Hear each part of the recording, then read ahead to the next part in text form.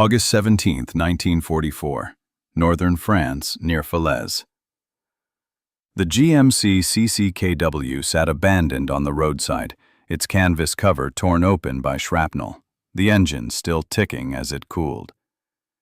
The American convoy it had belonged to was scattered ahead, a testament to one of the increasingly rare Luftwaffe strafing runs. The Germans owned the skies less and less, but when they did appear, they could still leave a path of destruction. Two mechanics from the 276th Infantry Division approached cautiously, their eyes scanning the olive-drab vehicle the Americans called a deuce and a half. It was massive, towering over the German Opel Blitz trucks they were used to. "Get the Hauptfeldwebel," one of them, a corporal named Klaus, called over his shoulder. "This one's intact. Mostly." The senior NCO, a veteran sergeant named Weber, arrived, wiping grease from his hands with a rag.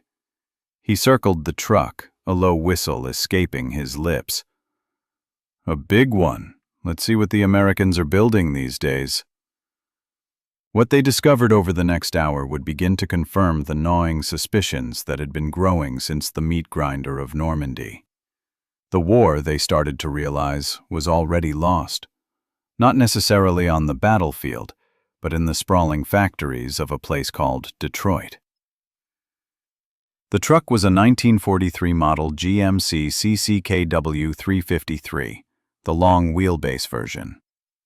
Stamped production numbers indicated it was one of thousands just from that year from a single plant in Pontiac. Thousands from one factory. The first mechanical inspection was a revelation. The GMC 270 engine produced a respectable 104 horsepower, but it wasn't the power that struck them. It was the philosophy. "Look at this," Weber said, his voice a mix of contempt and awe. He pointed under the hood.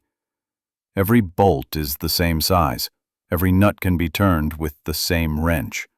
The spark plugs, you can actually reach them." Klaus opened the toolbox mounted on the running board.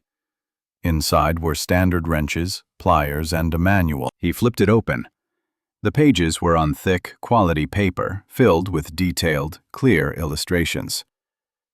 "Everything is explained with pictures," Klaus muttered, holding the manual up. "A child could follow these instructions." "This is designed for idiots," the other mechanic, a young private named Rolf, scoffed. Weber corrected him, his tone suddenly grim. "No, it's designed for an army of millions, where most men are not mechanics. This is brilliant." He was right. The GMC wasn't engineered for perfection. It was engineered for America's conscript army, for farm boys from Iowa and factory workers from Pennsylvania, who would become combat drivers with just weeks of training. Every component was chosen for one reason. It could be made and replaced in staggering numbers. Nothing was exotic. Nothing required a specialist. They examined the six-wheel drive system. A simple transfer case engaged the front axle with a single lever. Weber thought of their own Opel Blitz trucks, struggling and spinning their rear wheels in the thick French mud, requiring careful driving and often a team of pushing soldiers. This American beast could likely power through terrain that would immobilize a German vehicle for hours. The suspension used basic, crude leaf springs. Weber thought of the sophisticated torsion bar suspension on the Opel. Beautiful engineering, a work of art that required factory-grade tools to repair. These American leaf springs? A man could hammer them straight with a rock if he had to. It was Rolf who voiced the most troubling thought, his voice quiet. "Hauptfeldwebel, if one American plant can produce this many trucks in a year, how many plants do they have?" No one had an answer, but the question hung in the humid French air, heavier than the scent of oil and damp earth. The simple, rugged truck on the side of the road was no longer just a piece of captured equipment. It was a silent herald of a storm of steel that was only just beginning to gather. The unit's supply officer, Lieutenant Brem, arrived later that afternoon. He was a different sort of soldier. Before the war, he had worked in the Opel plant in Brandenburg. He understood metal, machines, and manufacturing in his bones. He listened silently as Weber walked him through their findings. He ran a hand along the stamped steel of the fender, tapped the simple ladder-frame chassis, and peered at the commercial-grade engine. "We've been looking at this all wrong," Brem finally said, his voice low and serious. "We see a simple, even crude truck. But what this represents is an entire manufacturing philosophy we cannot match." He began to explain, pointing with a mechanic's pick. "These body panels, stamped steel. Crude, yes, but any press shop with a big enough machine can produce them by the thousands. The cargo bed? Standard lumber. Any sawmill can provide it. The canvas? Commercial fabric. Nothing is specialized. Everything is abundant." He moved to the chassis. "Look at this. Straight channel steel welded together. Any structural steel plant can produce these frames by the mile. Now, think of our Opel. The precisely formed frame rails, the specialized dies required. Ours is a craftsman's product. This," he knocked on the GMC's frame, "is a factory's product." The Americans, he explained, had designed for their greatest strength, raw, massive, industrial capacity. The GMC wasn't superior to the Opel Blitz in engineering elegance, but it was devastatingly superior in the only metric that truly mattered in a long war: producibility. Then he did the math, his calculations painting a darker picture than any intelligence report.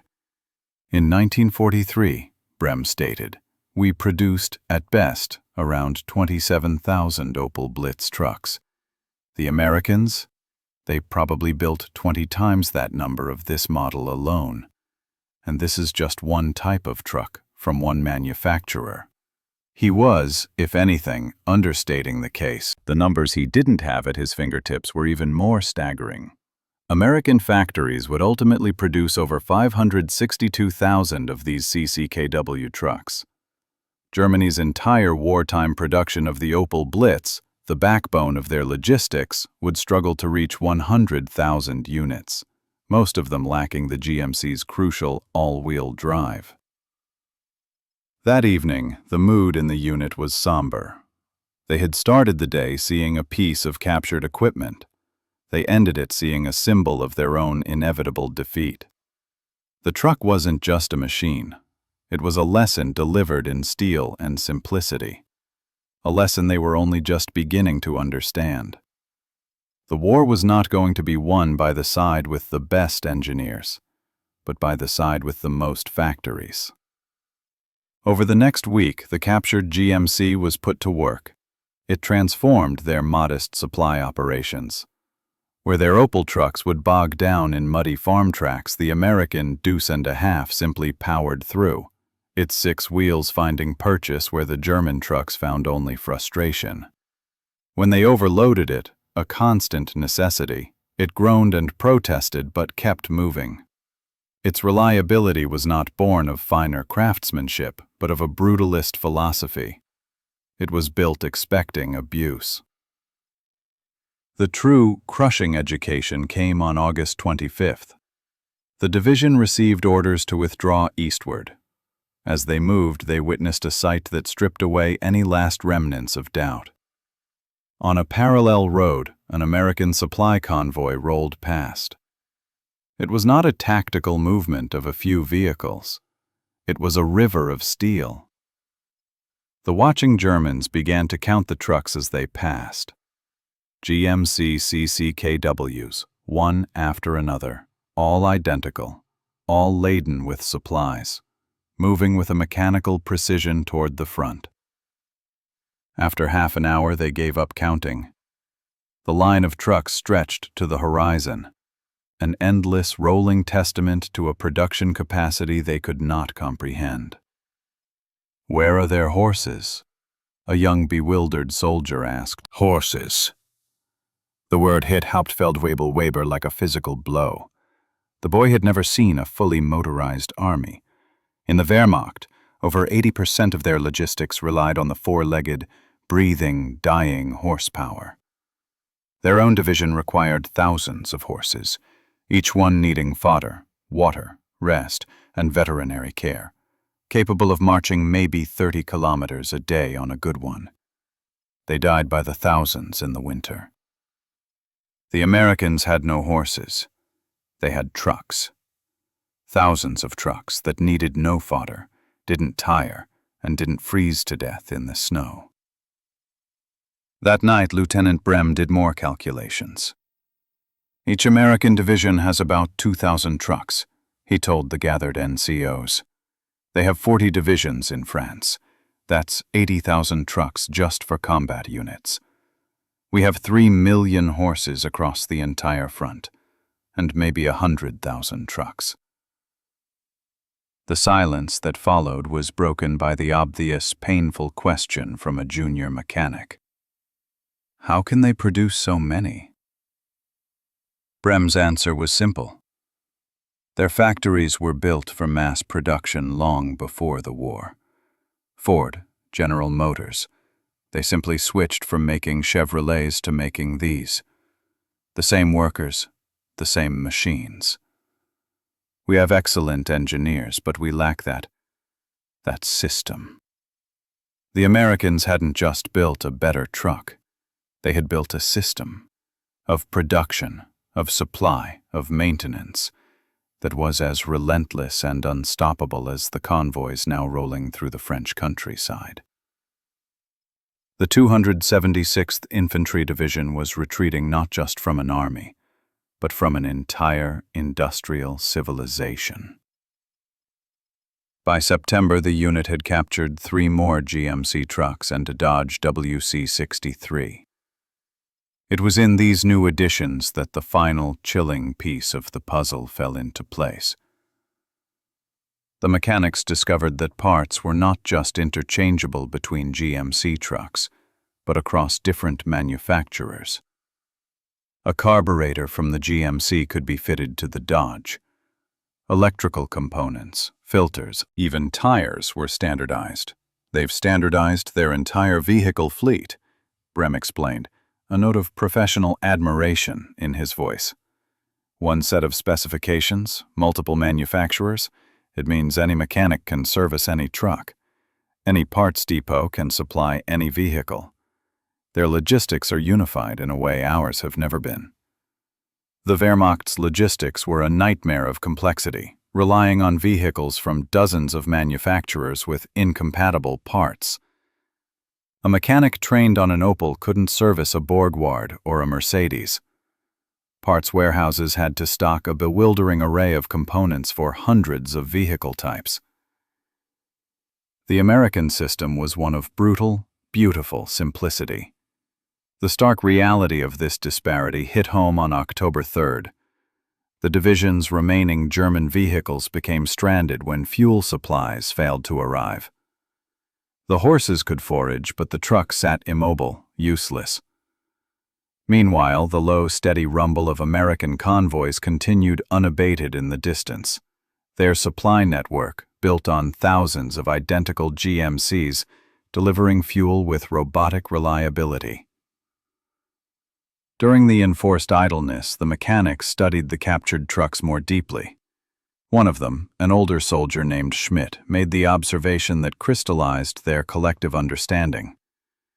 "We designed our vehicles to be good," he said, wiping oil from his hands. "They designed theirs to be good enough, but in overwhelming numbers. In a total war, that wins." Hauptfeldwebel Weber compiled their findings into a detailed technical report. It documented the standardized components, the simple maintenance, the robust construction that sacrificed elegance for durability. The report concluded with a stark assessment. American vehicle production represents industrial capacity we cannot match. Their manufacturing philosophy prioritizes quantity and standardization over individual vehicle perfection. In sustained warfare, this approach has proven devastatingly effective. When the Ardennes Offensive, Hitler's last gamble, was launched in December, the bitter irony was not lost on the men of the 276th. The operation's logistics plan relied heavily on capturing American fuel and vehicles. German soldiers were ordered to use captured American equipment because their own logistics could not keep pace. Germany's final major offensive depended on seizing the very symbols of why they were losing. The division participated in the offensive using their collection of captured American trucks. When the offensive stalled, it wasn't primarily due to American resistance, but because German logistics collapsed completely. Panzers ran out of fuel. Infantry resorted to horse-drawn wagons. As the offensive failed and the German retreat began, the captured GMCs proved invaluable. They still ran. The Opel trucks, subjected to the same harsh conditions, had mostly broken down. The difference wasn't just maintenance, it was philosophy. The GMC was built to absorb punishment. The Opel was built to a standard of precision that could not tolerate the chaos of war. The American Army was a machine, fed by an industrial base operating at a scale Germany had never achieved. And the men of the 276th were now just cogs, ground down by its relentless, simple, unstoppable momentum. By April 1945, the 276th Infantry Division was a ghost of its former self, defending shattered positions in the Rhineland. They watched, with a sense of grim inevitability, as American forces crossed the Rhine in overwhelming strength. The mechanics observed the enemy supply operations with a kind of professional despair. "They've built an army that runs on logistics," Weber observed to his men, his voice hollow. "And they've built logistics that can't be stopped. Our army was built assuming we'd fight short, brilliant campaigns where tactical excellence would win. We never planned for this. For years of war against an enemy who produces equipment faster than we can destroy it." On April 18th, the division surrendered. Their war was over. They became prisoners, and their final, humbling education in American industrial capacity began as they were loaded into the backs of American GMC trucks for transport to processing centers. The journey was a revelation. They passed motor pools containing hundreds of identical trucks. Young American soldiers serviced them with a casual, efficient confidence that would have been impossible in the Wehrmacht. Parts were abundant. Tools were everywhere. The maintenance manuals were so simple that soldiers with minimal training could perform complex repairs. At the processing center near Koblenz, a captured German mechanic found himself speaking with an American motor pool sergeant, a surprisingly friendly man given the circumstances. "You, mechanic?" the sergeant asked, gesturing with a grease-stained thumb. "Hell, we need mechanics. Can you work on these?" He nodded toward a line of GMCs. "Yes," the German replied quietly. "We have maintained several captured ones." "Good. War's over for you guys, but these trucks still need maintenance. I can get you assigned to the motor pool. Better than sitting behind wire." In the weeks that followed, German mechanics worked alongside their former enemies, maintaining the very vehicles that had defeated them. The American sergeant was unguarded in his explanations. "We design everything for speed," he said, his hands moving quickly as he demonstrated a procedure. "Quick maintenance, common parts, simple procedures. See this engine? A two-man team can do a complete overhaul in 8 hours with basic field tools. Try doing that with one of your trucks." The German mechanic nodded slowly. "An Opel engine overhaul requires factory conditions, specialized equipment. We designed for precision. You designed for practicality. Exactly, the sergeant said. In peacetime, your way probably makes a better vehicle. In war, our way makes vehicles that keep armies moving. He paused. You know how many of these GMCs we built? Over 500,000. Of just this model. Then there's the Dodges, the Studebakers, millions of trucks total. That's what won the war. Not better equipment, but more equipment than you could ever destroy. The lesson was absorbed completely. America had won through an industrial philosophy as much as industrial capacity. They designed for mass production from the start, standardized ruthlessly, prioritized reliability over sophistication, and built supply chains that could sustain operations indefinitely. Months later, as repatriation began, the German mechanics returned to a homeland in ruins. Cities were rubble, factories were destroyed. But everywhere there were American vehicles. GMC trucks hauling reconstruction materials, Jeeps carrying occupation forces. The tools of victory had become the instruments of rebuilding. Hauptfeldwebel Weber, now a civilian, found work at a reconstruction depot in Frankfurt. His experience with American vehicles made him valuable. One day, training a new generation of German mechanics, he gestured toward a row of GMCs in the yard. Before the war, he said, we believed German engineering was superior, that quality would overcome quantity. We were wrong. The Americans understood modern warfare. They built adequate equipment in overwhelming numbers. They standardized everything. They designed for the army they had, millions of ordinary men, not the army of elite specialists we wished we had. He placed a hand on the fender of a deuce and a half. These trucks are not masterpieces of engineering, but they won the war, because there were hundreds of thousands of them. They all used the same parts. Any soldier could drive them, and any mechanic could fix them. The genius wasn't in the vehicle, but in the system that built it.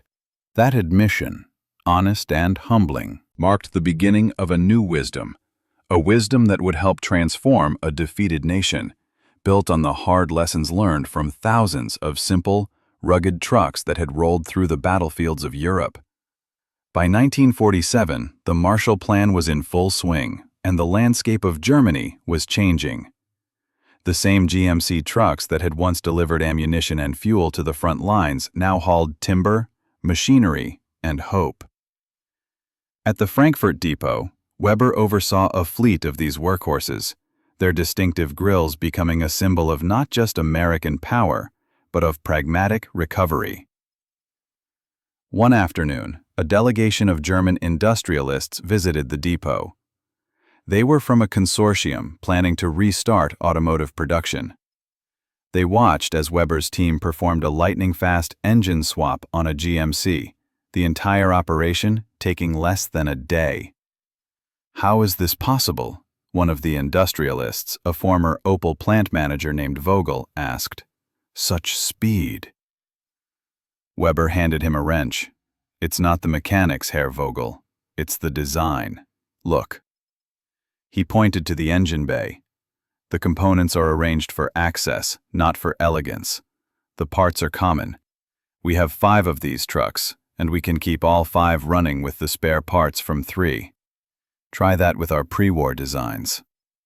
Vogel nodded slowly, a dawning understanding on his face.